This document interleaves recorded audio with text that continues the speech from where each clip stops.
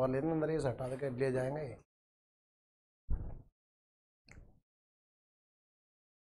नमस्कार मित्रों, Narendra Tiwari IAS academy के यूट्यूब सत्र में आप सभी का हार्दिक अभिनंदन। क्या बात है, आज वॉचिंग बड़ी कम आ रही है, लगता है नेटवर्क कई इलाकों में बंद है।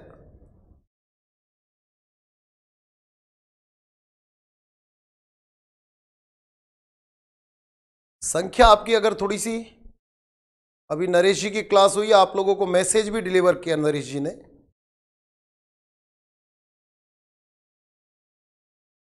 आ जाएं, फटाफट आ जाएं सभी बच्चे। जब राइट टाइम क्लास स्टार्ट होती है तो आपकी संख्या आती नहीं है। और देखिए, मैं आप लोगों को एक मैसेज यहाँ पर ये दे रहा हूँ कि आज जो मैं आपको प्रश्न बैंक जो लेके आया हूँ या प्रश्नोत्तरी जो लेके आया हूँ, उसमें ऐसे प्रश्नों को समाहित किया गया है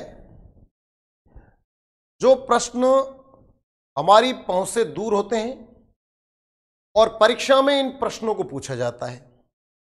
और अक्सर इन प्रश्नों के लिए हम यही बोलते हैं कि ना जाने ये प्रश्न कहां से आ गया, हमने तो कभी पढ़ा नहीं। तो इसलिए मैं आप लोगों को इस प्रकार की प्रश्नोत्तरी लेके आया हूं, क्योंकि मुझे पता है, मुझे बिलीव है, इस बात का विश्वास है कि राजस्थान ज्योग्राफी जो हम सिलेबस पढ़ाते हैं उसमें हमारा कोई भी विद्यार्थी मात नहीं खाएगा। तो अब की बार, अब जो मैं आपको जो प्रश्नोत्तरी लेके आ रहा हूं, इस मैं धन्यवाद दूंगा यूट्यूब चैनल वालों को, आप तक हम डेली पहुंच रहे हैं। और अब की बार वास्तव में इसमें कोई निसंदेह, मैं व्यक्तिगत स्तर पर मैं कहूंगा कि राजस्थान पुलिस के लिए मैंने जो बेस्ट से बेस्ट जो प्रयास था वो किया है। खैर, प्रयास का रिजल्ट भी अच्छा आएगा। तो आप लगभग सभी बच्चे आ गए हैं, सभी को नमस्कार, सभी को आशीर्वाद, गुड इवनिंग। बहुत सारे बच्चे जो हैं, अंशप्रीत है, रिंकू है, सीमा, अंसार अली, गुड इवनिंग। अंशप्रीत सिंह ने कई बार भेज दिया है। करण मीना का आ गया, आशा राजपूत का आ गया, देवेंद्र यादव, चारू राघव, नमस्ते, सभी को नमस्कार। चूंकि समय हमारे पास कम है, आज मैं 50 क्वेश्चन लेकर आया हूं, 45 क्वेश्चन नहीं, इसलिए हम शुरू करते हैं। सभी को नमस्कार, नमस्कार, नमस्कार और शुभ आशीर्वाद। अब जो जिनका अभिवादन आ चुका है उनको भी नमस्कार, और जिनका आने वाला है उनको भी राम राम, नमस्ते और शुभ आशीर्वाद। देखिए, शुरू कर रहे हैं हम प्रश्नोत्तरी। हमारा पहला प्रश्न है, देखिए अब कॉपी पेन जरूर रखें, और आज मुझे अपने व्यूज के माध्यम से ज्यादा बच्चे अपने अंक भेजें कि सर मैंने ये 50 क्वेश्चनों में से इतने प्रश्न हल किए हैं। थोड़ा सा मुझे संतुष्टि होगी, और तो क्या है, बाकी तो होना जाना जो भी ठीक है। अब एक बच्चा भी नरेश जी की क्लास में बोल रहा था कि सर परिवहन की क्लास पढ़ा दीजिए।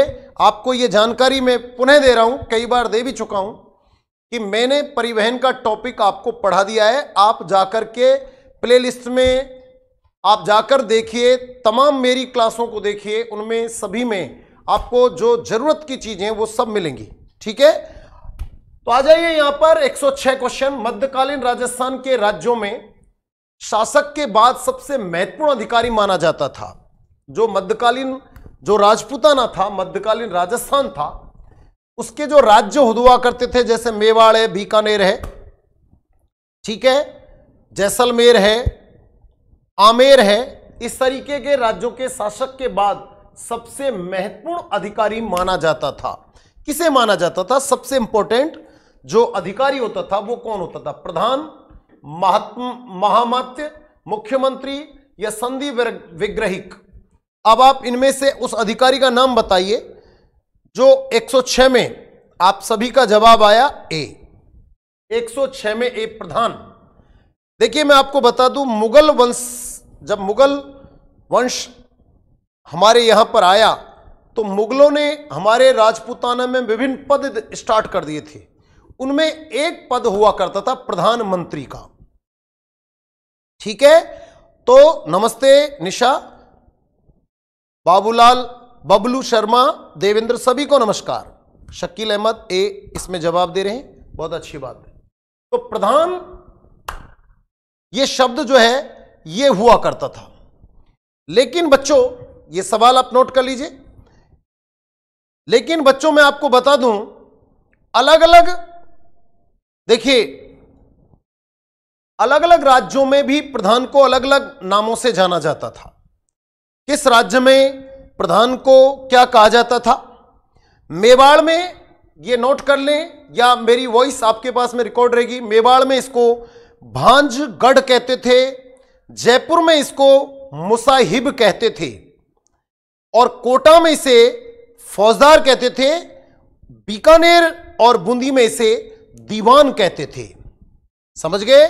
तो यहां पर ये वॉइस मेरी जो है आपको हमेशा मिलेगी, आप सुनते रहें कि किस जगह क्या बोलते थे।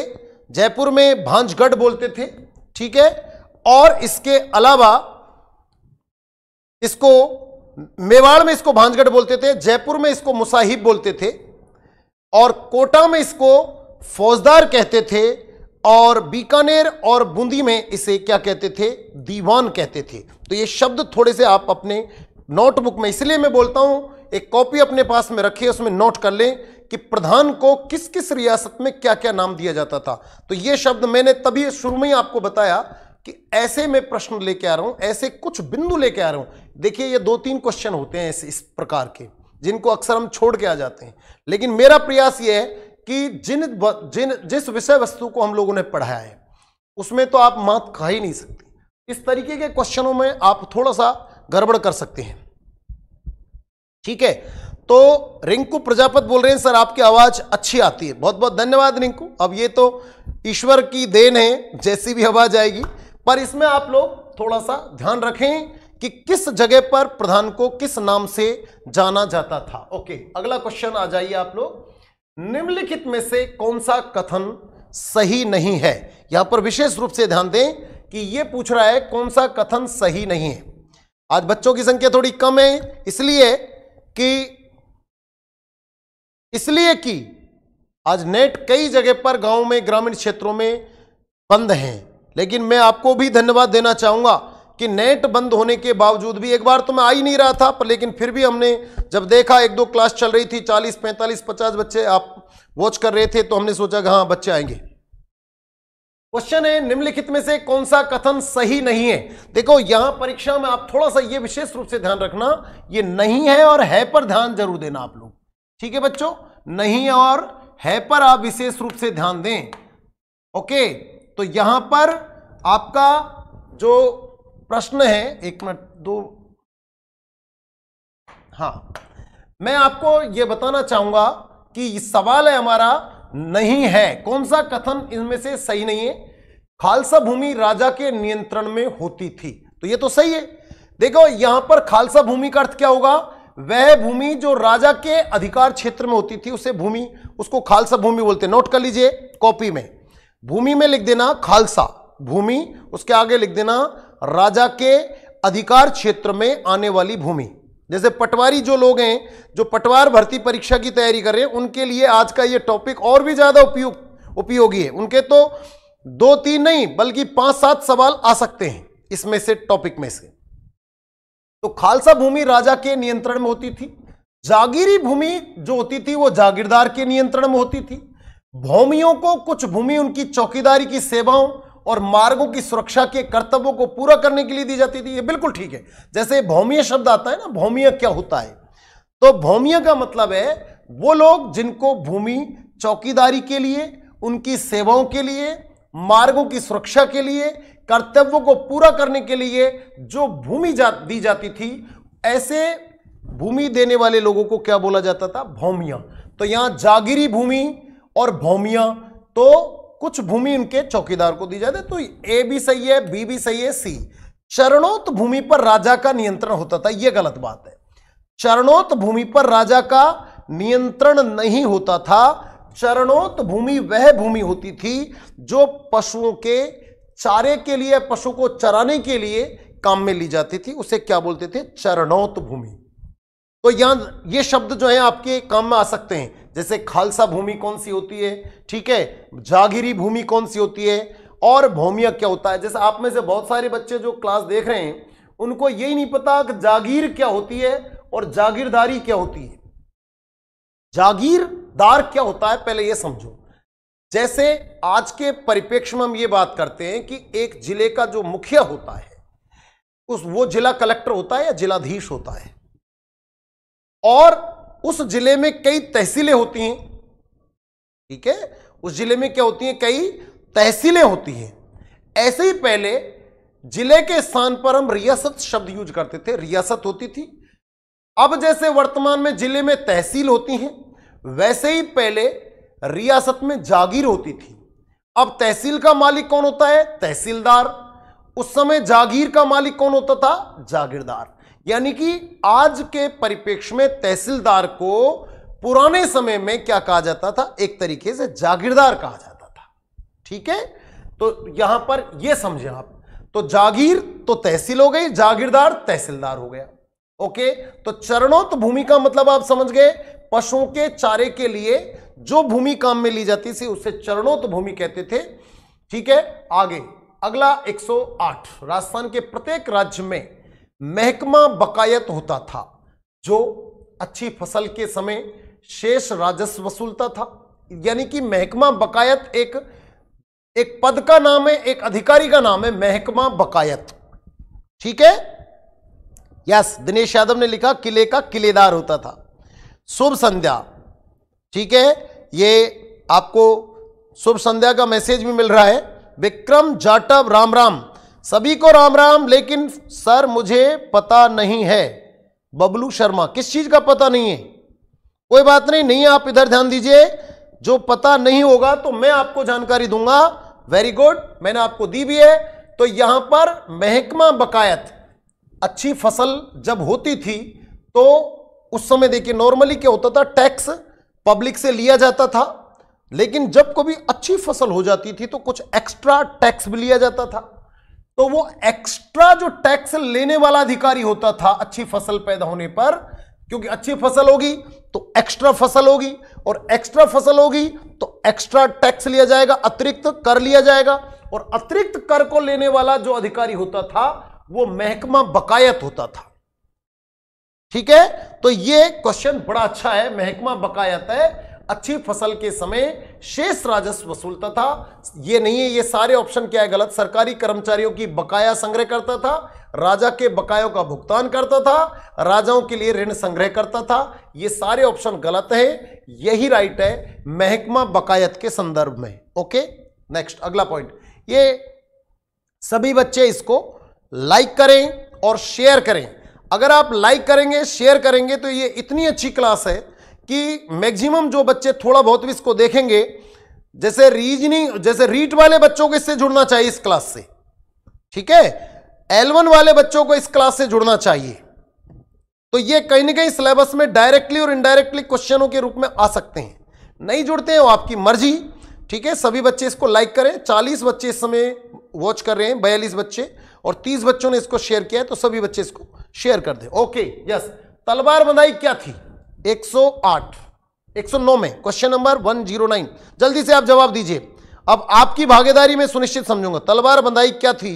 नए जागीरदारों के गद्दी नशीनी के समय उत्तराधिकारी रूप में राज्य द्वारा लिया जाने वाला उत्तराधिकारी शुल्क। पूरी तरीके से अच्छे से पढ़े। युद्ध पर जाने से पूर्व सैनिकों की कुशलता के लिए जाने वाला शुल्क, विजय के समय सेनापति को दिया जाने वाला सम्मान, नवनियुक्त सैनिक अस्त्र शस्त्र दिया जाना। 109 में ए, नए जागीरदार के गद्दी नशीनी के समय उत्तराधिकारी के रूप में राज्य द्वारा लिया जाने वाला उत्तराधिकारी शुल्क। आप मुझे यह भी बता दें कि यह किस जागीरदारी में शुरू हुआ था। दिनेश इसका जवाब भेजें जल्दी से। नीलम राजपूत, मुकुल कुमार, इसका जवाब भेजें। किस जागीरदारी में? आपने सभी ने इसका जवाब सही भेजा है। ए इसका ऑप्शन राइट है, बिल्कुल ठीक है। लेकिन किस जागीरदारी में दिया जाता? जल्दी से इसका जवाब भेजें। जागीरदारी का बिजोलिया, दिनेश यादव का भी मैंने नाम लिया और सबसे पहले जवाब आया कि बिजोलिया में यह कर लिया जाता था। बिजोलिया जागीरदारी में यह कर शुरू हुआ, और शुरू करने वाले जागीरदार का भी नाम अगर लिख दें तो ज्यादा ठीक रहेगा। बिल्कुल, सबनम राजपूत का भी जवाब आया। रेखा मीना अभी ए पर चल रही है, रामनिवास इसमें भिजोलिया लिख रहे हैं, बिल्कुल ठीक है। ओके, क्वेश्चन के अतिरिक्त भी अपन बात करें तो ठीक है। तो उस जागीरदार का भी नाम बता दीजिए जिसने ये कर लगा दिया था। देखिए, भिजोलिया के जागीरदार कृष्ण सिंह की मृत्यु हो गई थी और उनके स्थान पर भिजोलिया के नए जागीरदार आए, उनका नाम था पृथ्वी सिंह। ठीक है बच्चों, तो पृथ्वी सिंह जैसे ही जागीरदार बने, ठीक है, और इसमें लिखा हुआ है नए जागीरदार की गद्दी नसीनी, तो जब जैसे वो गद्दी पर बैठे तो उस समय उन्होंने तलवार बंधाई कर लिया था। बिल्कुल आप लोगों का भी जवाब गया पृथ्वी सिंह। लेकिन रामनिवास, बड़गुजर, सावंत, ये क्या लिख रहे हो, सावंत गलत है ना, पृथ्वी सिंह। ओके, चलिए आगे। चंवरी कर की प्रकृति थी, आयात कर, चंवरी कर की प्रकृति थी, आयात कर था, यानी कि चंवरी कर क्या है, प्रकृति कैसी थी, आयात कर है, निर्यात कर है, कृषि उत्पाद पर कर है, पुत्री के विवाह में लिया जाने वाला कर है। तो इसमें जवाब भेजें 110 में, जल्दी से जवाब लिख के भेजिए। सही क्या होगा, ज्यादा समय यहां स्पेंड नहीं करूंगा, टाइम वेस्ट नहीं करेंगे, क्योंकि इसकी पूरी जानकारी मैं पहले भी आप लोगों को मेरी क्लास में दे चुका हूं।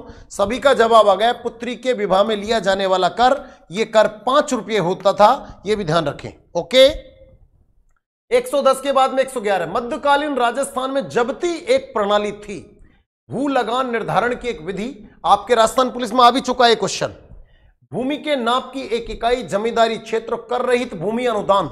सही कीजिए, देखिए ये क्वेश्चन आ चुका 111, क्वेश्चन नंबर 111 में आप लोग जवाब भेजें। क्वेश्चन नंबर 111 में आप लोग जवाब भेजें, क्या है, जब्ती। मध्यकालीन राजस्थान में जब्ती एक प्रणाली थी, क्या थी जब्ती, भू लगान निर्धारण की एक विधि। जब्ती प्रणाली किसके द्वारा लागू की गई थी, ये जब्ती प्रणाली ये मुगल काल की देन है, और टोडरमल मुगल काल, ठीक है, अकबर के समय में, अकबर के समय में यह प्रणाली शुरू हुई, और इसको चलाने वाला या इसको देने वाला कौन था, टोडरमल। ठीक है, ध्यान रखें इस पॉइंट को। ओके, जब्ती प्रणाली क्या है, भू लगान निर्धारण की एक विधि है, राइट। इजारा जाना जाता है, जैसा कि मैंने आपको बताया यार, अभी भी मैं इसको थोड़ा डिटेल से बताऊंगा। यार क्या आपका संख्या वाला, आप लाइक भी नहीं कर पा रहे हो, 40-50 बच्चे वॉच कर रहे हैं, इसको तो कर दिया करो आप लोग भाइयों, ये मेरे सम्मान के लिए कर दिया करो यार। मैं इतनी आप लोगों के लिए मेहनत कर रहा हूं, आपसे लाइक भी नहीं किया जा रहा है, उस पर दबाए। भाई आपको नेगेटिव गलत लग रहा है तो मत करो, ठीक है। अगर आपको क्लास पसंद नहीं आ रही है तो बिल्कुल 100% इसको नेगेटिव भी दे दीजिए, ठीक है, डिसलाइक कर दीजिए, कोई दिक्कत नहीं है इसमें। लेकिन अगर आपको अच्छी लग रही है तो इसको लाइक कीजिए और शेयर कीजिए। आप लोग थोड़े से अपनी भी ड्यूटी समझा करो। हम लोगों को आप बार बार जो है ड्यूटी समझाते हो, हम तुरंत समझ जाते हैं, लेकिन आप भी अपनी थोड़ी बहुत ड्यूटी निभाइए, बार बार कहना ठीक नहीं लगता। तो देखिए इजारा क्या है। जब मैंने आपको अलवर किसान आंदोलन के बारे में जानकारी दी थी तो उस समय मैंने आपको बताया, थोड़ी जानकारी मैं दे दूं, क्योंकि ऑनलाइन मैंने वो जानकारी नहीं दी थी। जो बच्चे ऑफलाइन मेरे पास पढ़े थे उनको मैंने बताया था। अलवर में जो किसान आंदोलन हुआ था उसकी खास वजह इजारा प्रणाली थी। इजारा में क्या होता है, राजा अपनी तमाम जमीन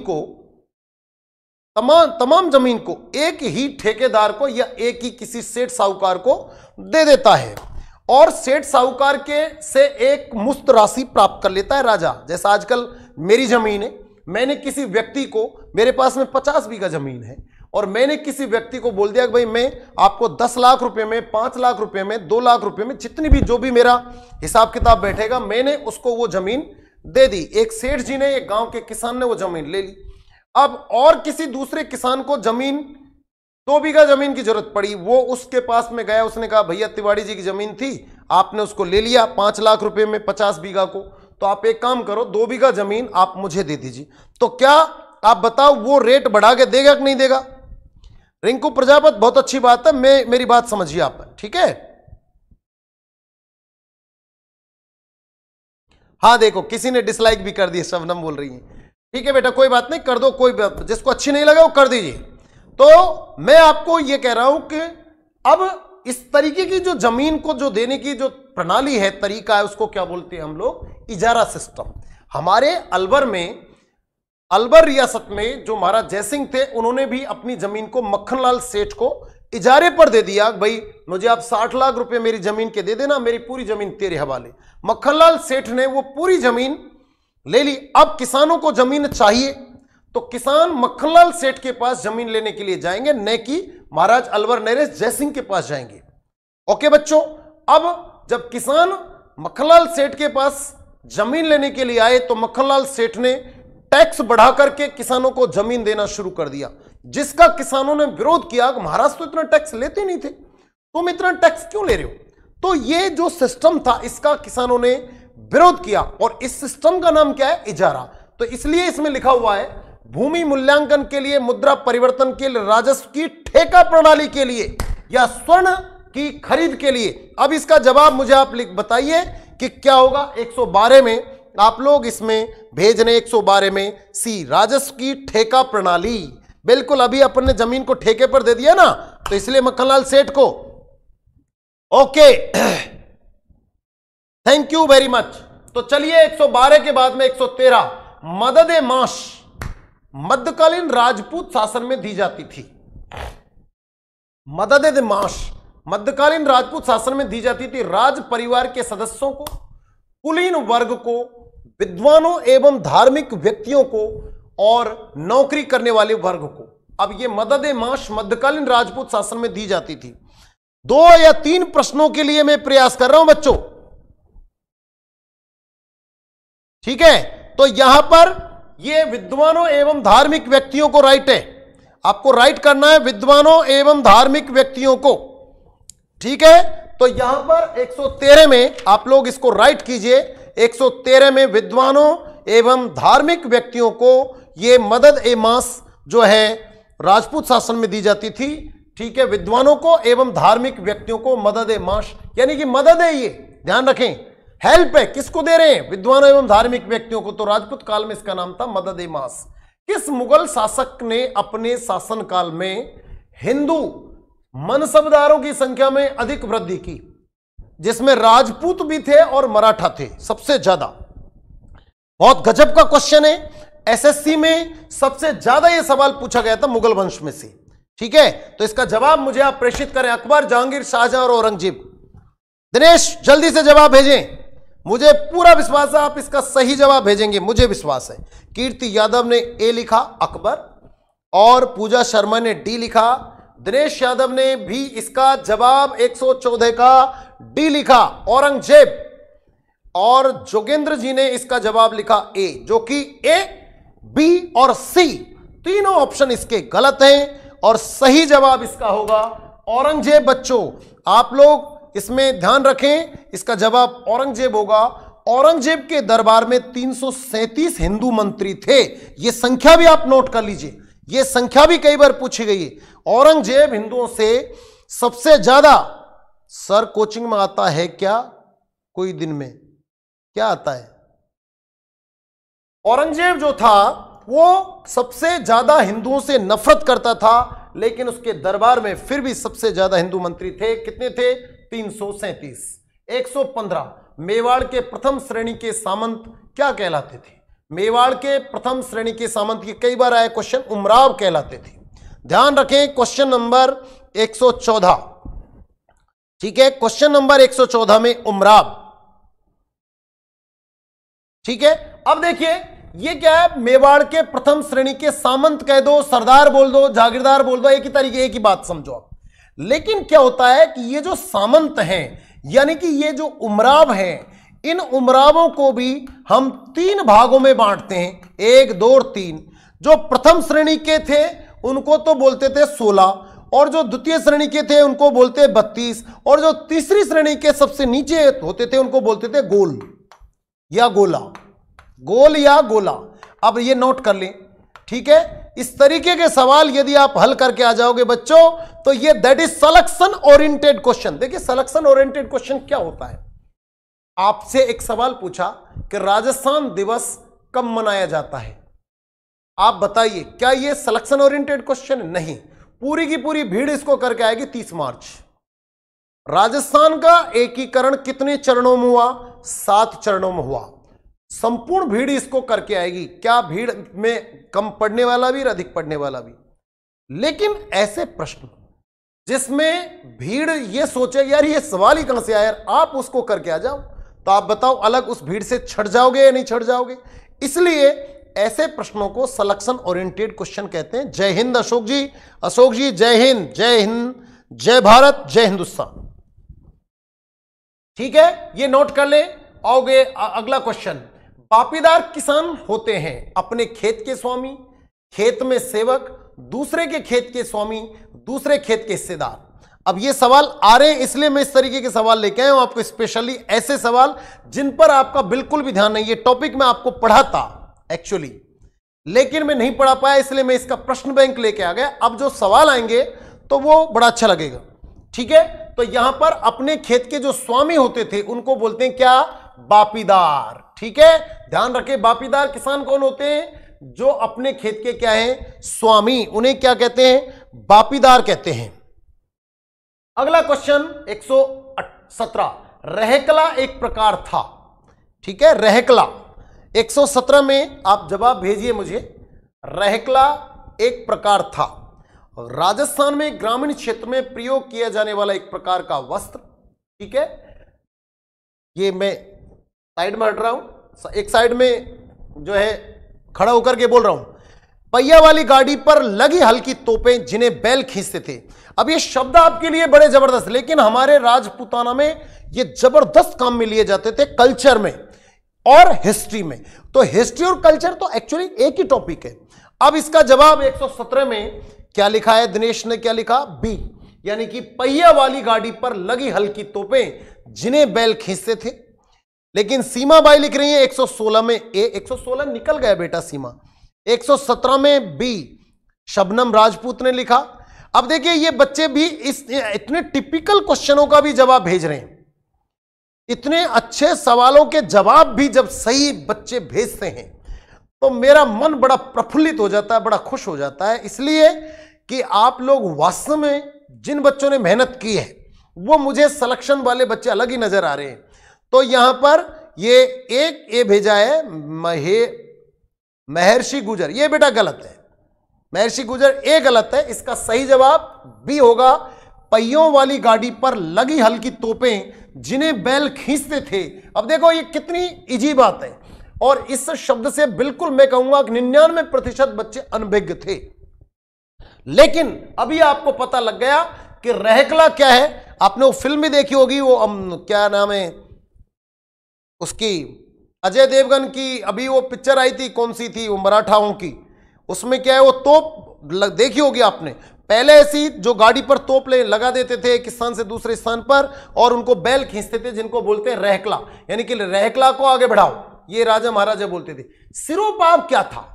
ये शब्द ऐसे हैं जिनको हम ढूंढते हैं और ये इनको हम जानते भी हैं। अब सिरोपाव युद्ध पर जाने से पहले सैनिकों की कुशलता के लिए लिया जाने वाला, के लिए, ये किया जाने वाला नहीं है भैया, ध्यान रखें, लिया जाने वाला विधान, नवनियुक्त सैनिकों को अस्त्र शस्त्र दिया जाना, प्रथम श्रेणी के जागीरदार को शासक द्वारा दिया गया विशेष वस्त्राभूषण, और विजय के समय सेनापति को दिया जाने वाला सम्मान। तो ये हमारे राजपूताना में प्रचलित कुछ शब्द थे, कल्चर के दृष्टिकोण से, इतिहास के दृष्टिकोण से इनको हम अक्सर छोड़ देते हैं, लेकिन मैं इन सारे शब्दों को लेके आया हूं, ठीक है, आपके लिए। तो यहां पर आप मुझे बताएं कि 118 में आपका जवाब क्या है? 118 में सबसे पहले जवाब आया दिनेश यादव का डी, विजय के समय सेनापति को दिया जाने वाला सम्मान। ये दिनेश ने लिखा, निशा वर्मा ने लिखा ए, युद्ध पर जाने से पहले सैनिकों कुशलता के लिए। अमित कसाना ने लिखा डी, ए और डी ए चल रहा है, लेकिन ध्यान रखें इसका सही जवाब होगा प्रथम श्रेणी के जागीरदारों को शासक द्वारा दिया गया विशेष वस्त्राभूषण। क्या होता था बच्चों? सिरोपाव, सिर से पांव तक क्या करता था? जब भी किसी जागीरदार को जागीरदार का पद दिया जाता था, उसे गद्दी नसीनी किया जाता था, तो उसको सामान्य ड्रेस में बुलाया जाता था, और जैसे ही वो सिंहासन पर बैठता तो जागीरदार, जो रियासत का राजा होता था, वो अपने जागीरदार को विशेष प्रकार के वस्त्र देता था, विशेष प्रकार के आभूषण देता था, और उन वस्त्रों को और उस आभूषणों को क्या कहा जाता था? सिरोपाव। समझ गए? तो ये जागीरदार को शासक द्वारा दिया गया विशेष वस्त्राभूषण है, यानी कि वस्त्र और आभूषण। समझ गए ना आप लोग। कमाल की बात तो ये देखिए कि इतना गजब का प्रश्न बैंक है, लेकिन इसमें कम से कम हकीकत में ये, खैर मैं आप लोगों के लिए ही थोड़ा सा काम कर रहा हूं, ठीक है बच्चों। तो आप लोग, कमाल की बात है, इसमें तो इतना अच्छा वॉचिंग आनी चाहिए, इतना अच्छा। ये कई आप लोगों में से क्या है कि 1.5 गुने होशियार हो रहे हैं बहुत सारे बच्चे। आप लोग अभी शुरू कर रहे हो तैयारी, अपने आप को ये समझते हो कि मैं हूं युधिष्ठिर, लेकिन बच्चों ये भी ध्यान रखो कि सामने वाला जो खड़ा है वो 20 वर्षों से इस सब्जेक्ट से जुड़ा हुआ है। मैं इससे 20 वर्षों से इस सब्जेक्ट से जुड़ा हूं। एक एक प्रश्न की मुझे जानकारी है, वास्तव में कौन सा सवाल आपके लिए अनुपयोगी है, कौन सा सवाल आपके लिए बहुत ज्यादा उपयोग हो सकता है, ठीक है। तो यहां पर इसलिए आप लोगों को विशेष रूप से ध्यान देना चाहिए कि इस प्रकार के सवालों को आप लोग अटेंड करें और जुड़ें। ओके, दिनेश जी क्या लिख दें? हाँ बेटा, ये लेकिन ये आप पढ़िए, डिटेल और पढ़ना आप इसका, है ना अभी। ओके, आप लोग अगला प्रश्न लेके आए 119। किस राज्य में सामंतों की एक श्रेणी 12 कोटड़ी के नाम से जानी जाती थी? कोटा, ये तो आपके सवाल भी आ चुका है, पटवार में आ गया है शायद मेरे ख्याल में। तो किस राज्य में सामंतों की एक श्रेणी 12 कोटड़ी नाम से जानी जाती थी? कोटा, मेवाड़, जोधपुर, जयपुर। लिख के जवाब दीजिए। बड़ा अच्छा सवाल है, आपके सामने किसी पेपर में अभी आया है, हाल ही में 2019 में ही इस सवाल को पूछा गया है। 12 कोटड़ी, 12 कोटड़ी क्या है? किस राज्य में सामंतों की एक श्रेणी 12 कोटड़ी नाम से जानी जाती थी? ठीक है, तो अब आपका जवाब 112 में, 119 में जवाब आ गया जयपुर। बिल्कुल ठीक जवाब है। इसका सही जवाब क्या होगा बच्चों? जयपुर। इसका सही जवाब होगा जयपुर, ठीक है। इसका सही जवाब क्या होगा? जयपुर। अब जयपुर इसका सही जवाब है। तो देखिए, मैं आपको यह बताऊंगा कि जयपुर के एक शासक हुए, जयपुर के एक शासक हुए जिनका नाम था जयपुर के शासक हुए पृथ्वी सिंह, ठीक है। कौन हुए? पृथ्वी सिंह। पृथ्वी सिंह के 12 बच्चे थे, इनके 12 बेटे थे, और उन 12 बेटों को उन्होंने 12 क्या कर दी थी? जागीर दी थी। इन 12 जागीरों को क्या कहा जाता है? 12 कोठड़ी कहा जाता था, ठीक है। क्या कहा जाता था? 12 कोठड़ी कहा जाता था। तो ध्यान रखें, इसका जवाब क्या होगा? राइट, जयपुर। ओके, हाँ जी। अब मैं और आगे आपको लेके चल रहा हूं। चीरा नाम है, चीरा नाम है न्यायिक प्रशासन का, गांव प्रशासन का, राज्य प्रशासन का और तहसील प्रशासन का। किसे कहते थे? चीरा। चीरा नाम किसका है? तहसील प्रशासन का। यह ध्यान रखें, चीरा नाम किसका है? तहसील प्रशासन का। ओके, चीरा नाम यहां पर आप लोग ध्यान दें किसका हो गया? तहसील प्रशासन का। पहले चीरा नाम ही हुआ करता था तहसील प्रशासन का। 121 में आ जाइए, 120। बिल्कुल अगला क्वेश्चन आपका 121वां। जैसलमेर राज्य के सायर नामक कर के संबंध में, सायर एक कर है, ठीक है। ये कलर में थोड़ा सा चेंज कर लेता हूं।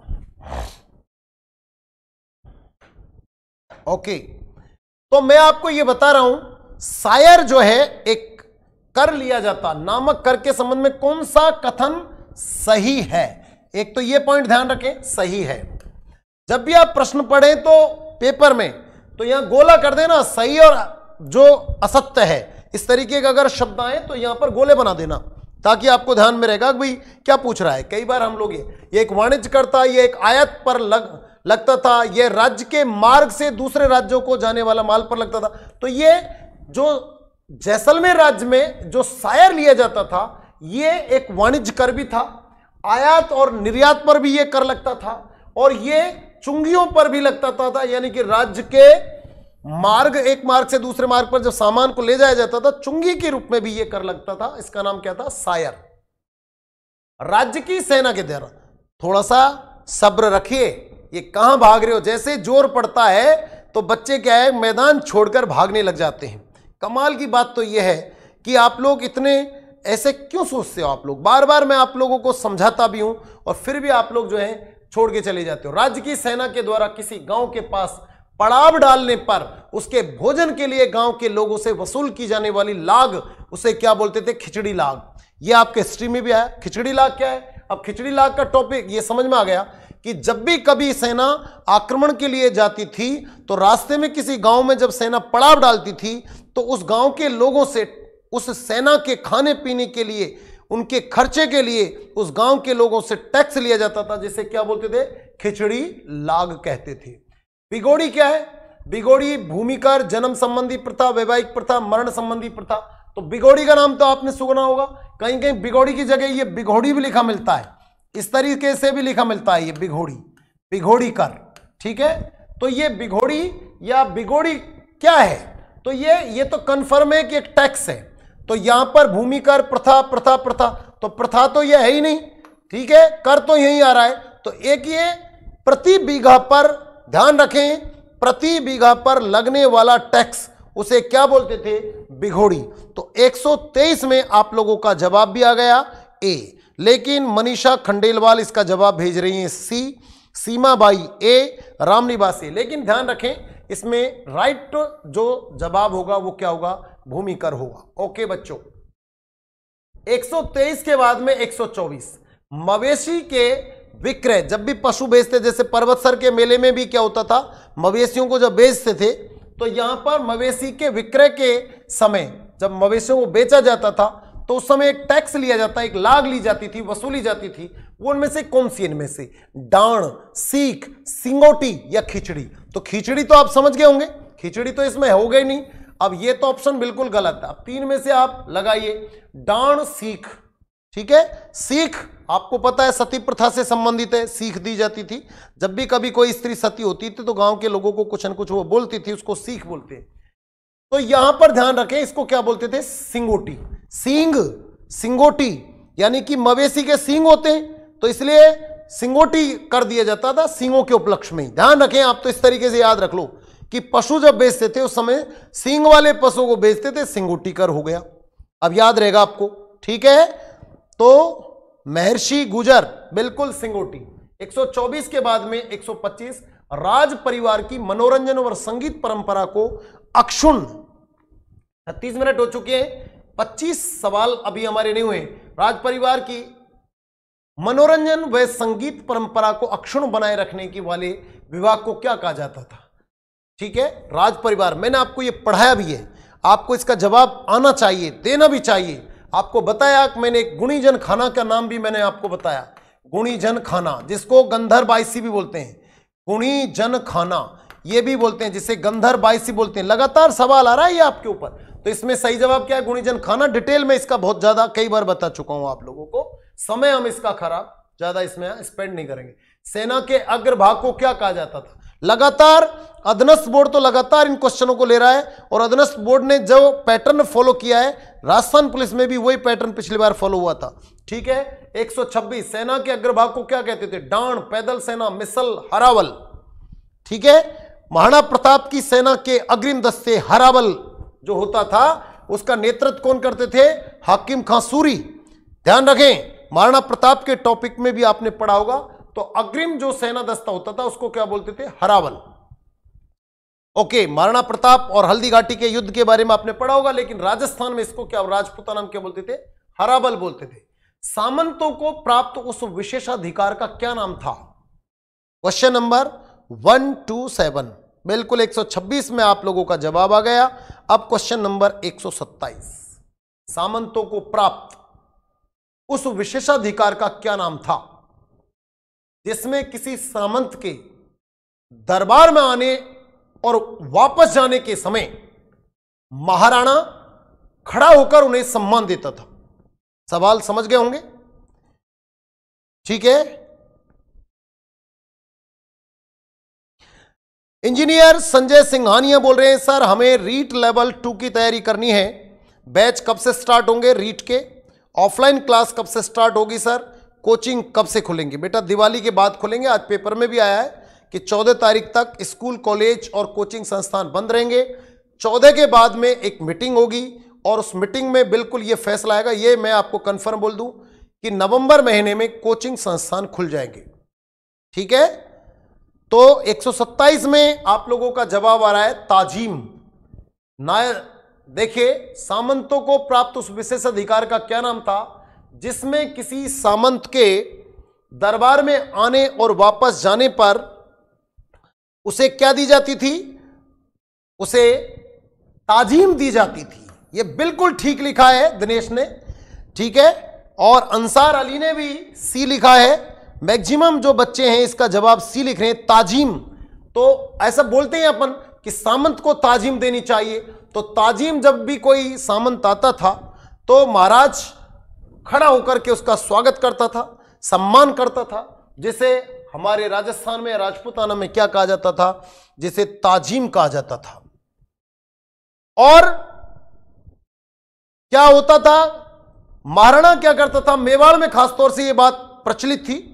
महाराणा, एक बात और मैं आपको सिखा रहा हूं, महाराणा क्या करता था? जब भी सामंत सामने खड़ा होता था तो उसके कंधों पर दोनों हाथों को इस तरीके से रखता था, जैसे कई बार अपन भी बातचीत करते हैं तो ऐसे कंधों पर हाथ रखते हैं, जिसको 12 पसाब कहते थे। जिसे क्या बोलते थे? 12 पसाब। समझ गए ना आप लोग? कंधों पर जो मेवाड़ का जो शासक है हाथ रखता था उसको 12 पसाब कहते थे। ठीक है बच्चों, चलिए आगे अगला क्वेश्चन 128। 128, सामंतों से ली जाने वाली सेवाएं क्या कही जाती थी? सैनिक सेवा, जब्ती, तलवार बंधाई और चाकरी। जो सामंत होते थे राजा के दरबार में, उनसे जो सेवाएं ली जाती थी, ठीक है, उन सेवाओं को नॉर्मली क्या बोलते हैं? सैनिक सेवा, जब्ती, तलवार बंधाई। अब भी आप बोलते हैं नौकरी चाकरी, ठीक है, कि साहब चाकरी करने के लिए आए हम तो यहां। तो ये सही जवाब क्या होगा बच्चों? चाकरी। ठीक है, तो सामंतों से पंक्ति में बैठने को मिसल कहते हैं। बिल्कुल राइट, आएगा क्वेश्चन बेटा मिसल पर। 128, देखो ये अगला ही क्वेश्चन आ गया दिनेश, आपने पहले से भी लिखा है। दिनेश बहुत बढ़िया प्रिपरेशन है, हालांकि मैं ये कहूंगा कि तू बहुत दुर्भाग्यशाली है। ये देखिए बच्चों, मैं आपको बता दूं, ये दिनेश जो है यादव, ये बिल्कुल दुर्भाग्यशाली है। मैं इसको कई वर्षों से पढ़ा रहा हूं, इसकी तैयारी में कोई खोट नहीं है सिवाय भाग्य के। इतना जबरदस्त, आप देख भी रहे होंगे कमेंट में कितने शानदार इसके जवाब आ रहे हैं, जबकि सवाल का स्तर भी आप देख पा रहे हैं कि सवाल किस लेवल के। तो यहां पर राज दरबार में पंक्तिबद्ध तरीके से, जैसे राजा यहां बैठा है, इस सिंहासन है यहां पर, और इस सिंहासन पर तो क्या बैठ गया राजा, ये सिड्डियां लगी होती थी, राजा यहां बैठ गया, राजा के इधर पंक्तियां लगी होती थी इस तरीके से। इस तरीके से आपने देखा होगा रावण के दरबार में इधर भी कुछ लोग बैठे हैं, सीटें लग रही हैं, इन पर भी लोग पंक्तिबद्ध बैठते थे। इन पर पंक्तिबद्ध बैठने को क्या बोलते हैं बच्चों? मिसल बोलते हैं। इसको क्या बोलते हैं? अपन नहीं बोलते क्या मिसल लगा रखी है आप लोगों ने, तो वो मिसल का मतलब यही होता है, समझ लीजिए ये। Okay, yes, okay. नेक्स्ट अगला 130, लगान वसूल करने की वह प्रणाली क्या कहलाती थी जिसमें खड़ी हुई फसल का अनुमान लगाकर लगान निश्चित कर लिया जाता था? अब तो ये आप इसका जवाब दे दोगे? ये तो मैं अभी भी आपको ऑनलाइन क्लास में पढ़ा दिया है, तो आप मुझे बताएं कि इसका सही जवाब क्या होगा बच्चों। जल्दी से जवाब दें, जल्दी से जवाब, ठीक है, जल्दी से जवाब भेजें। इसका जवाब 159 जरूर लिखें, 130 जरूर लिखें, 130 आप लोग जरूर लिखें। हाँ, क्योंकि मुझे 130 में सी का मतलब है कूटा। ये कूटा भी है या इसको हम कूता भी बोलते हैं। अब सवाल तो देखिए कैसी भी आ सकता है, लाटा भी होता है, ठीक है। लाटा का मतलब तो होता है गल्ला बटाई। आप मेरे YouTube चैनल की क्लास में आप किसान आंदोलनों में जाइए, वहां पर मैंने बहुत अच्छे से समझाया इसको, कूटा क्या है, ठीक है, लाटा क्या है, ठीक। तो इसका सही जवाब क्या होगा? कूटा। ओके, कूटना का मतलब खड़ी फसल के लिए कूटना, अनुमान लगाना, अंदाज लगाना। अगला क्वेश्चन 131, सूची फर्स्ट को सूची सेकंड से मिलान कीजिए और नीचे दिए गए कूट का उपयोग कर सही उत्तर का चयन कीजिए। एक तरफ मैंने यहां सूची फर्स्ट में जनजाति लिखी है, एक तरफ यहां सूची सेकंड में मैंने सर्वाधिक जनसंख्या वाले जिले, यानी कि मैंने आपसे यह पूछा है कि कौन सी जनजाति किस जिले में सर्वाधिक संख्या में पाई जाती है। अब इसमें 4 सवाल आपको मिल गए। आपसे अगर यह पूछता गरासिया जनजाति राजस्थान के किस जिले में सर्वाधिक रूप से पाई जाती है, ठीक है, डी आपका ऑप्शन आ रहा है इसमें 131 में, लेकिन आप यहां अनुमान लगाए। गरासिया तो सबको पता है कि सिरोही में सबसे ज्यादा मिलते हैं, डामोर डूंगरपुर में सबसे ज्यादा मिलते हैं, सहरिया बारा में सबसे ज्यादा मिलते हैं, भील उदयपुर में मिलते हैं। अब आप लगाइए, ए में 4, बी में 3, ए में 4, बी में 3, सी में, इसमें सी ऑप्शन राइट होगा। इसलिए जो बच्चा डी लिख रहा है कोई बात नहीं, गलती से लिख दिया होगा वो ठीक कर लें, करेक्शन कर लें, मैंने यहां मिलान भी कर दिया है, बाकी आपका काम है इसको सही करने का। ठीक है, अगला क्वेश्चन भी सूची फर्स्ट को सूची सेकंड से मिलान करो। सहरिया जनजाति के वस्त्र और विशिष्ट नाम। ये सहरिया जनजाति के वस्त्र हैं साफा, धोती और अंगरखी। तो सहरिया जनजाति के लोग साफा को क्या बोलते हैं? खपटा। सहरिया जनजाति के लोग धोती को क्या बोलते हैं? पंछा।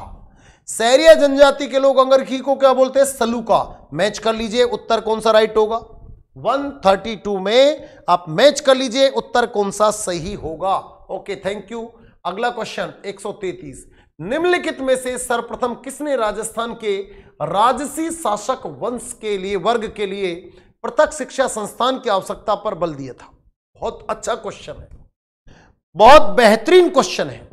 ये फर्स्ट ग्रेड के बच्चों को भी, रीट वाले बच्चों के लिए भी, L2 वालों के लिए, L1 वालों बच्चों के लिए भी, पटवारी भर्ती परीक्षा के लिए, ओवरऑल सभी प्रतियोगी परीक्षाओं के लिए ये बहुत एक अच्छा क्वेश्चन है। निम्नलिखित में से सर्वप्रथम किसने राजस्थान के राजसी शासक वर्ग यानी कि राजाओं के लिए पृथक शिक्षा संस्थान की आवश्यकता पर बल दिया? यानी कि अंग्रेजों ने इनमें से एक अंग्रेज का नाम बताओ जिसने ये कहा था कि राजा और महाराजाओं के बच्चों को पृथक यानी कि अलग शिक्षा संस्थान खोलने चाहिए, उन्हें अंग्रेजी शिक्षा जरूर देनी चाहिए। अगर अंग्रेजी शिक्षा देंगे तो हम डायरेक्ट इन बच्चों से डायरेक्ट बात कर सकते हैं और ये हमसे बात कर सकते हैं, हमारी समस्या को हम इनको डायरेक्ट बता सकते हैं। लॉर्ड मेयो लिख रहे हैं, कोई कुछ लिख रहा है, लेकिन मैं अभी आपको बताऊंगा कि इसमें कौन है। ध्यान रखें, इसमें सही जवाब होगा कैप्टन वाल्टर। ठीक है, सही जवाब होगा कैप्टन वाल्टर। 133 में सही जवाब होगा कैप्टन वाल्टर। देखिए मैं अब आपको यहां पर बताना चाहूंगा 133 में कि क्या है।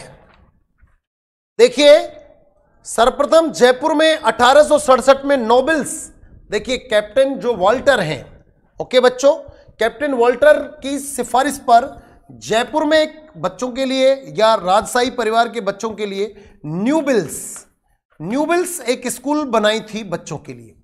यह ध्यान रखें, न्यूबिल्स कब बनाई थी? 1867 में, 1867 में ये न्यूबिल्स स्कूल बनाई, ये जयपुर में बनाई, यानी कि जयपुर के राजसी परिवार के बच्चों के लिए। और इसके अलावा दूसरा जो स्कूल बना था वो अलवर में बना 1875 में, जिसका नाम था Elgin Rajput school. Elgin Rajput school ये अजमेर में भी, ये अलवर में भी बना था, और ये दूसरा जो स्थान था यहां जोधपुर में भी ये स्कूल बना था। और कब बना? ये 1875 में बने। तो यहां पर ये ध्यान रखें, न्यूबिल्स 1867, एल्गिन राजपूत स्कूल बना अलवर में और जोधपुर में, न्यूबिल्स 1867 में बना, और एल्गिन जो है राजपूत स्कूल ये 1875 अलवर और जोधपुर में बना था। बच्चों नोट कर लीजिए ये सारी बातें। ओके, अगला क्वेश्चन 134, अंग्रेजों द्वारा मेवाड़ी भील कौर की स्थापना किस वर्ष की गई थी? अब देखिए अंग्रेजों द्वारा मेवाड़ भील कौर, देखिए मेवाड़ भील कौर ये तो कंफर्म है कि मेवाड़ में बनी, ये एक सैनिक टुकड़ी थी। ठीक है, और क्यों बनी? ये अंग्रेजों ने बनवाई थी, अंग्रेजों ने, जिसका संपूर्ण जो खर्चा है वो मेवाड़ रियासत को भुगतना पड़ता था। ये क्या करती थी? ये कंट्रोलिंग करती थी, स्थिति और परिस्थितियों को कंट्रोल करती थी। जैसे मानगढ़ हत्याकांड हुआ तो उस पर मेवाड़ भील कौर के सैनिकों ने ही गोलीबारी की। मोतीलाल तेजावत का जब एक ही आंदोलन हुआ तो नीमड़ा गांव में जो हत्याकांड हुआ था उसमें भी मेवाड़ भील कौर के सैनिकों का ही योगदान था। तो इसलिए मेवाड़ भील कौर जो है इसकी स्थापना किस वर्ष हुई थी? इसका जवाब है 1841, 1841। ठीक है, क्यों बनी इसका जवाब भेजा, कहां बनी, कौन खर्चा देता था, ये भी मैंने आपको यहां पर समझाया है। ओके, अब 135 में आइए, शारदा एक्ट के प्रणेता कौन थे? तो शारदा एक्ट के प्रणेता, ये सवाल आया कई बार, राय बहादुर हरविलास, इनका पूरा नाम था राय बहादुर हरविलास शारदा। ये अजमेर के रहने वाले थे, हटुंडी के। ठीक है, तो अजमेर के रहने वाले थे। इन्होंने ये शारदा एक्ट है भी किससे रिलेटेड, इन्होंने बाल विवाह का जबरदस्त विरोध किया था और इसलिए ध्यान रखें शारदा एक्ट का संबंध सीधा सीधा किससे है, बाल विवाह से। ये नोट कर ले, 135 option B is absolutely right. Okay, next अगला क्वेश्चन 136, राजस्थान में त्याग प्रथा का संबंध किस वर्ग के समाज से था। त्याग प्रथा, ये मैंने आपको बताया जब भी मैं आपको परंपरा एवं रीति रिवाज पढ़ाता हूं। बिल्कुल वाह, रामनिवास बड़गुजर ने बहुत बढ़िया लिखा 1929। तो मैं कह रहा हूं राजस्थान में त्याग प्रथा क्या थी, ये मैंने आपको बताई कि जब भी राजपूत वर्ग में, अब राजपूत का मतलब तो उत्तर आ गया आपका, क्षत्रिय आ गया उत्तर, लेकिन मैं आपको इसको समझा दूं मैं क्या है। जब भी राजपूत परिवारों में लड़की की शादी होती थी तो चारण, ढोली और भाट जाति के लोग उस व्यक्ति के घर जाते थे जिसकी लड़की का विवाह हुआ है। उस राजपूत परिवार से वो दान दक्षिणा मांगने के लिए जिद करते थे और उस जिद का नाम ही क्या है, त्याग। इस प्रकार की जो प्रथा थी, मांगने की जो प्रथा थी, उसको क्या बोलते थे, बिल्कुल लखविंदर सिंह ने लिखा लड़की वाले से पैसे लेते थे। बिल्कुल वाह, गुड लखविंदर। तो यहां पर क्षत्रिय वर्ग में यह प्रथा प्रचलित थी, लड़की की शादी में चारण, ढोली और भाट जाति के लोग इसे लेते थे।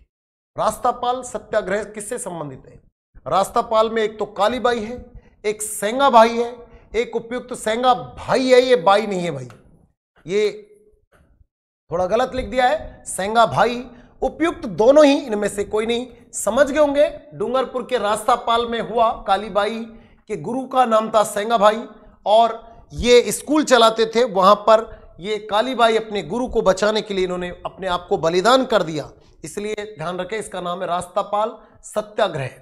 अगला क्वेश्चन 138, सती प्रथा को गैर कानूनी घोषित करने वाला पहला राज्य कौन सा था, कोटा, बूंदी, उदयपुर, अलवर। इसका जवाब आप प्रेषित करेंगे 138, क्योंकि मैं नहीं बताऊंगा कि ये सवाल बहुत बार मैं बता चुका हूं, मैं जानना चाह रहा हूं आप लोगों का इसके प्रति क्या जवाब है। जल्दी से भेजें, 138 का जवाब आप लोग जल्दी से भेजें। मैं 138 में कपिल जैमन का जवाब है डी, यानी कि अलवर। ठीक है, 138 में कपिल जैमन का जवाब आया, क्या आया, डी। इसके बाद में बी भी आया, प्रेमचंद प्रजापत का बी आया, यानी कि बूंदी। और इसके बाद में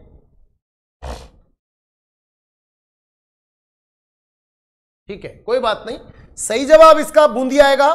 बूंदी के शासक थे नरेश राव विष्णु सिंह, ये ध्यान रखें।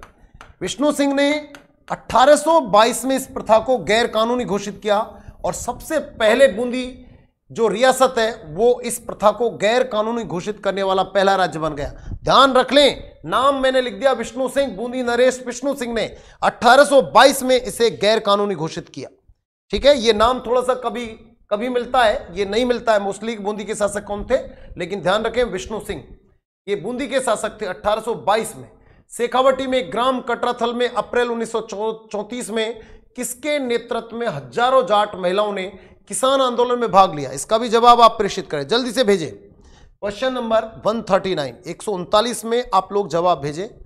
1822 बिल्कुल ठीक लिखा, नरेंद्र एनके, गजेंद्र गुजर, सीसी, प्रेमचंद प्रजापत। क्वेश्चनों का नाम लिखा करो बेटा, जैसे 139 है तो ये 139 लिखो, क्योंकि ये पता नहीं लगता भैया आप सी भी जो लिख रहे हैं, कई बच्चे पिछले क्वेश्चन का ही लिखते रहते हैं। तो 139 में आप लोग जवाब भेजें। इसमें आपका जवाब आ रहा है नारायणी देवी, किशोरी देवी, दुर्गावती, अमृता देवी। इनमें से मैक्सिमम बच्चों का जो जवाब आ रहा है राम अवतार पालीवाल ने कैसे इसको मैसेज को जो है रिट्रैक्ट कर दिया। ओके, इसमें बहुत बढ़िया, लेकिन इसका सही जवाब आएगा किशोरी देवी। ये आपको पता है हरलाल जाट की पत्नी थी। लगभग 10,000 महिलाएं इसमें इकट्ठी हुई थी 1934 में। सीकर जिले के कटराथल में ऐसा हुआ था, ध्यान रखें, मैंने इसका भी आपको डिटेल बताया है। इसके बाद में आइए अगला क्वेश्चन, मैं देखता चला गया किससे संबंधित है। कर्पूर चंद कुलिस, गुलाब कोठारी, कन्हैयालाल सेठिया, कृष्ण कुमार बिड़ला। मैं देखता चला गया, ये किसकी कृति है? बहुत अच्छा प्रश्न है। अब की बार पत्रिका के बारे में कुछ ज्यादा बातें हुई हैं, मैं देखता चला गया। ये किसकी कृति है? मैं देखता चला गया।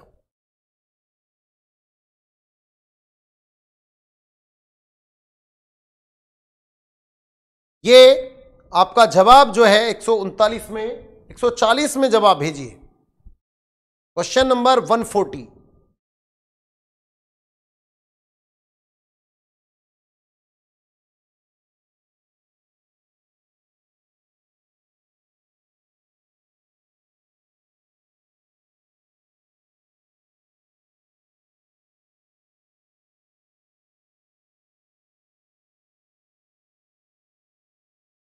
हाँ जी, 140 में बी, गुलाब कोठारी।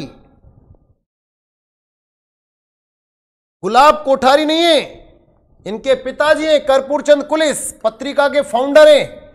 1956 में इन्होंने पत्रिका की शुरुआत की थी और इन्होंने कर्पूर चंद कुलिस जी ने यहां पर 3 पुस्तकें लिखी।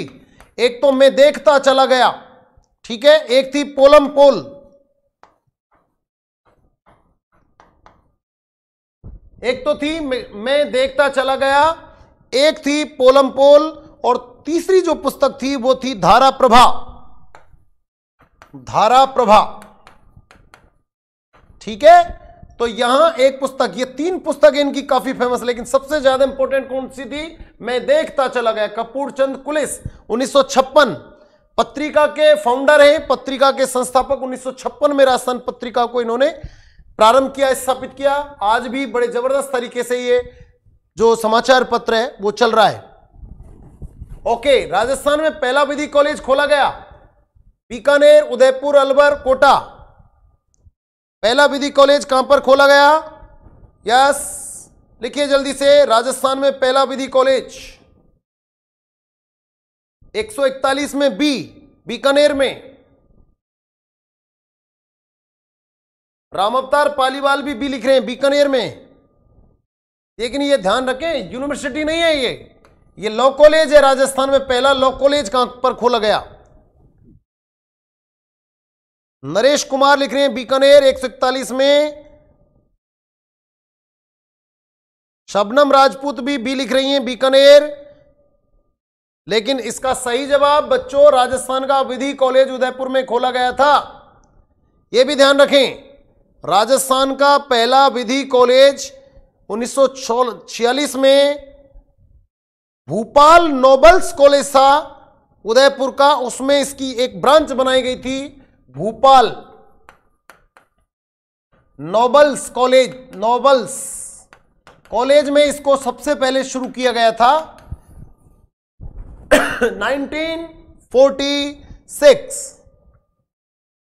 1946। ठीक है, तो यहां पर करेक्शन आप कर लीजिए, उदयपुर आएगा इसका जवाब। सभी बच्चे, कितना बढ़िया सवाल, अब इसका जवाब मैक्सिमम बच्चे गलत दे रहे। ठीक है, क्वेश्चन नंबर 142, वनस्थली विद्यापीठ के संस्थापक कौन थे? जमनालाल बजाज, हीरालाल शास्त्री, माणिकलाल वर्मा, अर्जुनलाल सेठी। मैं आपके जवाब जानना चाहूंगा। 142 में आप जवाब भेजें। 142, वनस्थली विद्यापीठ के संस्थापक कौन थे? जमनालाल बजाज, हीरालाल शास्त्री, माणिकलाल वर्मा, अर्जुनलाल सेठी।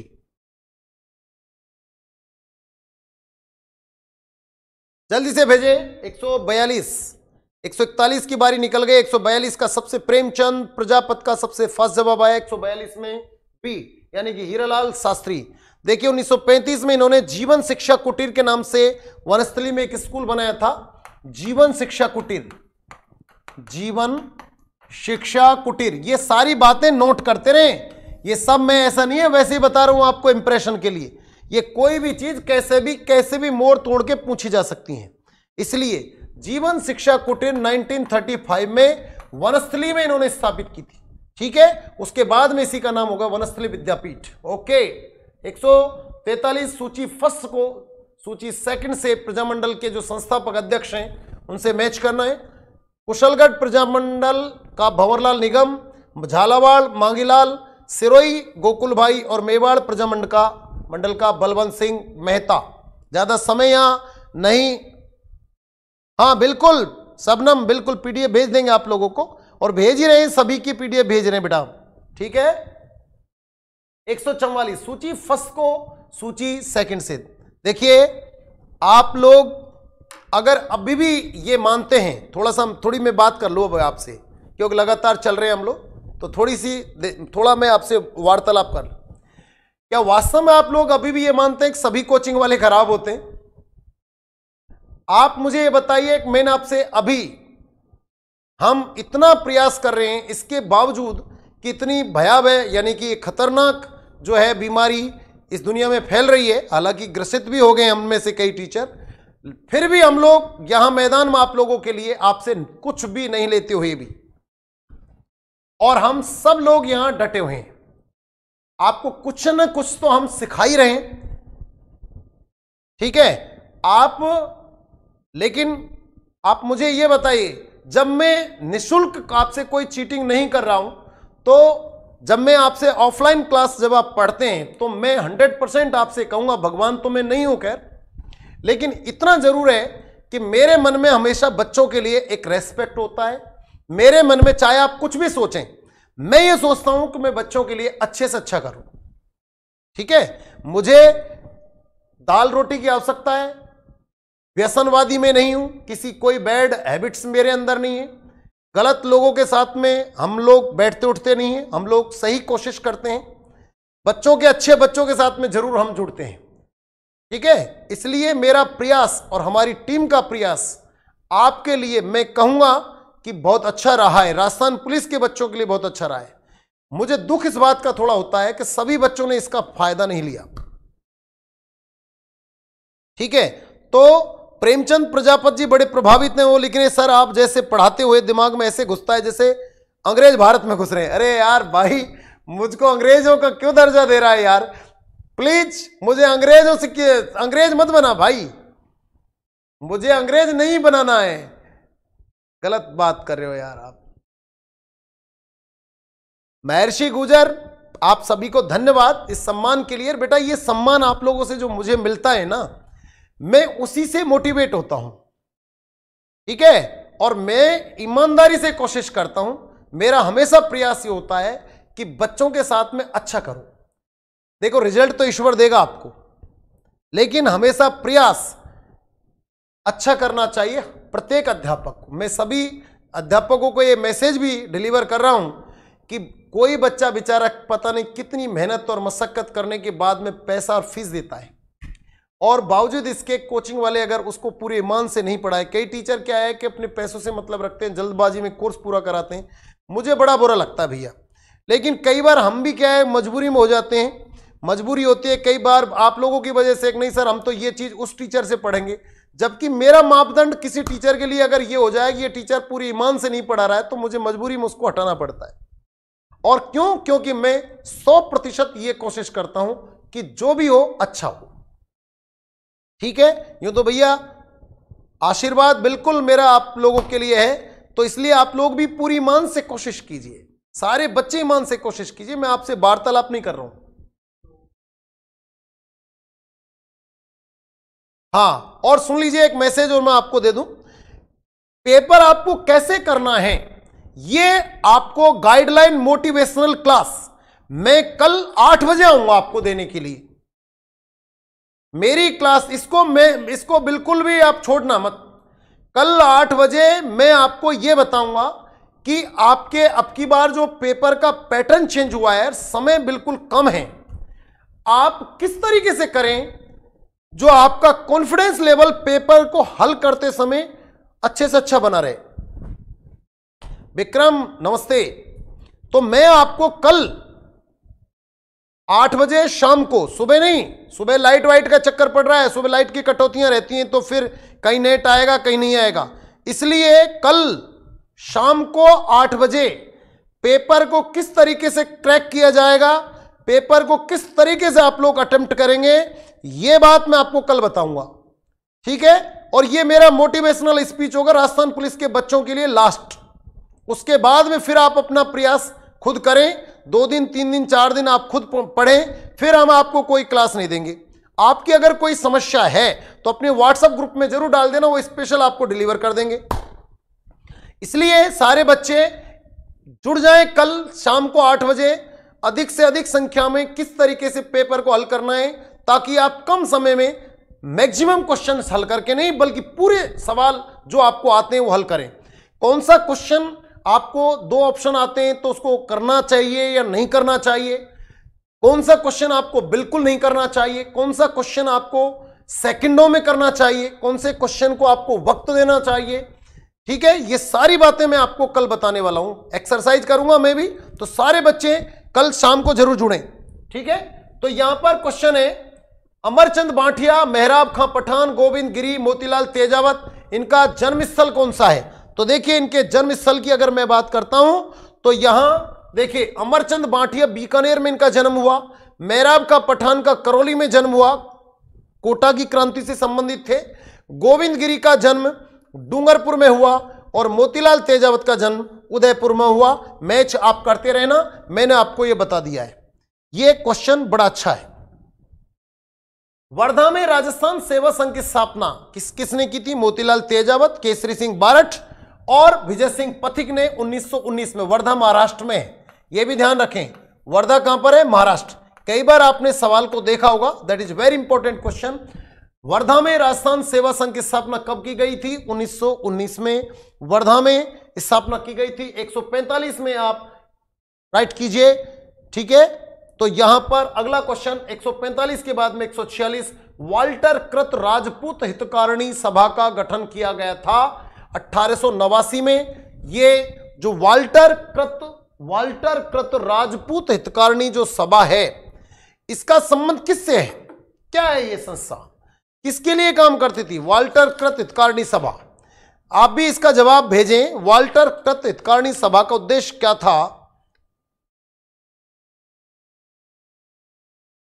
वाल्टर कृत हितकारिणी सभा का उद्देश्य, चलो कोई बात नहीं, किसी बच्चे का जवाब नहीं आया अभी, मैं आपको बता दूं।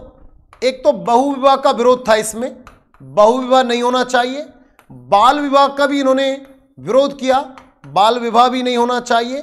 तो सामाजिक जो कुरीतियां हैं उनके विरोध के लिए यह संस्था बनी थी। ओके। 147, नसीराबाद छावनी के विद्रोही सैनिक जब दिल्ली की ओर बढ़ रहे थे तो निम्न में से किस अंग्रेज अधिकारी ने उनका पीछा किया और उन्हें परास्त करने का प्रयास किया, रोकने का प्रयास किया। ठीक है, तो योगेश कुमार, ततारपुर, योगेश यादव, इसका जवाब भेजें। 147 147 बिहारी पोशवाल 146 पर चल रहा है। 147वां क्वेश्चन का जवाब भेजे।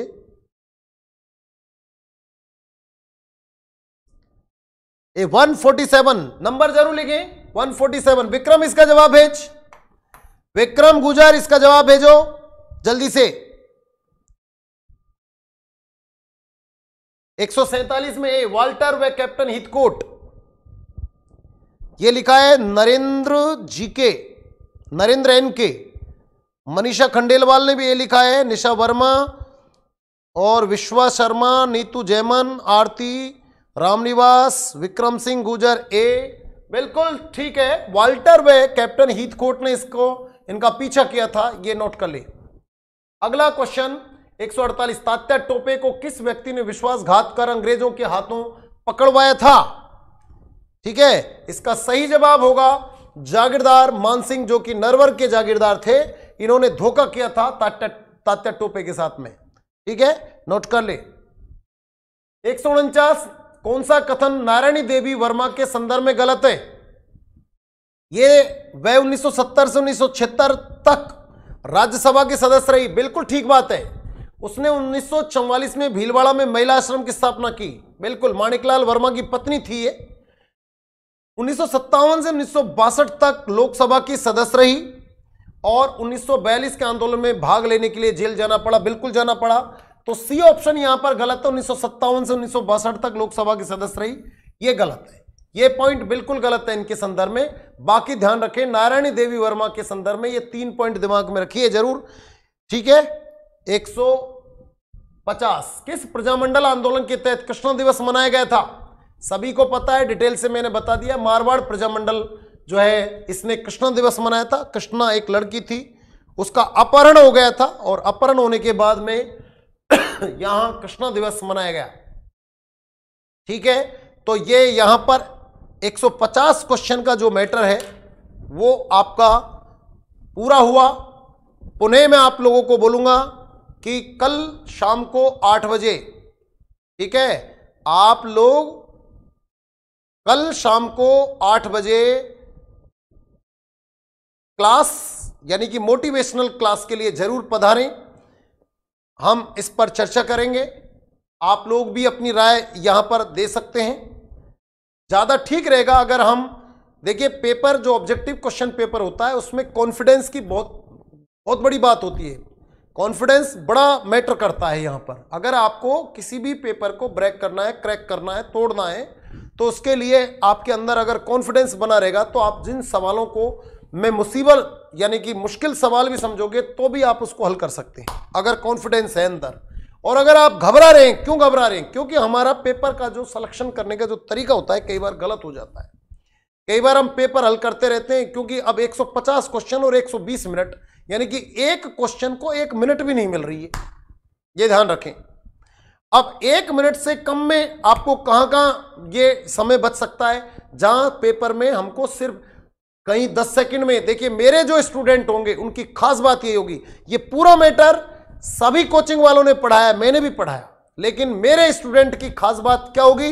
ये यार भाग गए बच्चे यार, वो कम समय में क्वेश्चन को ब्रेक करेंगे। 100% क्वेश्चन का सॉल्यूशन बहुत कम समय में देंगे।